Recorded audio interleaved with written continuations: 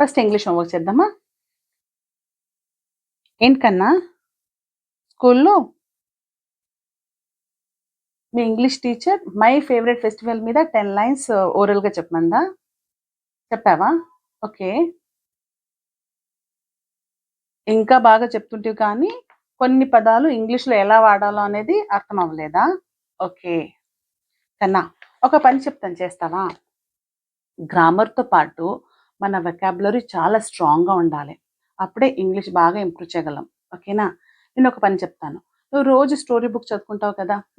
Story book అయినా సరే, లేదా నీ ఇంగ్లీష్ టెక్స్ట్ బుక్ అయినా సరే, రోజు ఒక్క వర్డ్ అండర్‌లైన్ చేసి, ఆ ఒక్క వర్డ్ అండ్ దాని మీనింగ్ నేర్చుకో. రోజు ఒక్క వర్డ్ చాలు.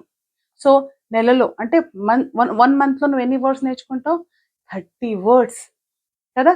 ఇట్స్ మ్యాజిక్ కదా! 30 వర్డ్స్ 1 మంత్‌లో. అప్పుడు నీది వొకాబులరీ ఎంత స్ట్రాంగ్‌గా ఉంటుంది. అప్పుడు మీ టీచర్ ఏ టాపిక్ ఇచ్చినా నువ్వు ఓరల్‌గా కానీ, లేదా ఎస్సే రైటింగ్ కానీ నువ్వు ఈజీగా చేయగలవు. అలాగే నీ ఇంగ్లీష్ కూడా చాలా చాలా ఇంప్రూవ్ అవుతుందన్నా.